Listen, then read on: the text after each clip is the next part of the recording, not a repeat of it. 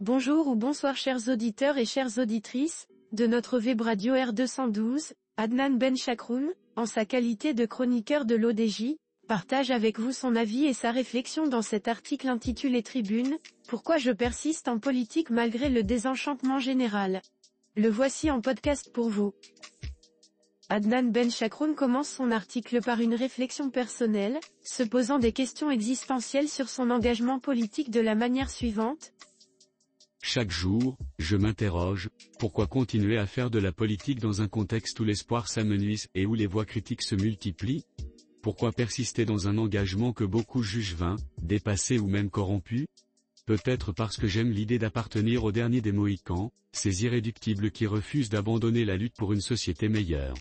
Ou peut-être parce que je suis, au fond, irrémédiablement attaché à cet art de croire en l'impossible, de défendre des idéaux dans un monde de plus en plus cynique. Notre ingénieur poursuit en expliquant ce qui nourrit sa persévérance, malgré un environnement empreint de cynisme, ainsi. Il serait naïf de nier la gravité de la crise politique qui traverse notre pays. L'opinion publique s'est détournée des urnes, désabusée par des promesses électorales sans lendemain. La jeunesse marocaine, autrefois moteur du changement, se réfugie désormais dans l'instantanéité des réseaux sociaux, où l'apparence l'emporte souvent sur le fond. Quant à la classe politique, elle semble s'être enfermée dans une spirale où le discours se vide de sens, incapable de regagner la confiance d'une population lassée des illusions. Pourtant, j'y suis. Et j'y reste. Pas par obstination aveugle, mais par conviction profonde. La politique, même dans ses heures les plus sombres, demeure le seul espace où le changement est encore possible. C'est l'arène où l'on peut porter la voix de ceux qui ne l'ont plus, où l'on peut encore rêver de justice sociale, de dignité, d'égalité. Abandonner cet espace, c'est laisser le champ libre à l'immobilisme ou, pire, au renoncement collectif et au nihilisme. Il enrichit son propos en mettant en lumière le désengagement des jeunes et le manque de substance dans le discours politique actuel, en disant « Je ne prétends pas avoir toutes les réponses, ni détenir les clés d'un futur meilleur.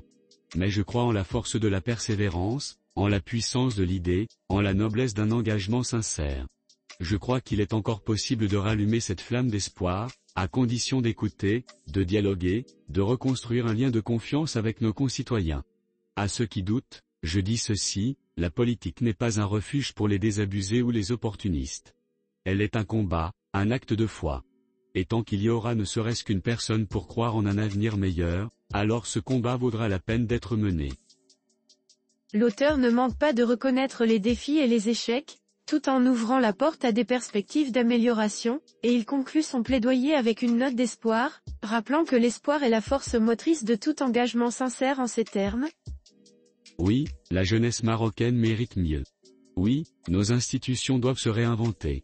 Oui, nous avons relativement échoué à bien des égards. Mais c'est précisément pour cela que nous devons continuer. Parce que, malgré tout, l'espoir demeure. Et tant qu'il demeure, nous devons nous battre légalement pour le préserver. Chers auditeurs de la web radio R212, merci d'avoir été à l'écoute de ce podcast et de partager avec nous ce moment d'échange et de découverte. Votre présence et votre fidélité sont notre plus belle récompense. On se dit à très bientôt, si vous le voulez bien. Avec toute notre gratitude, l'équipe de R212.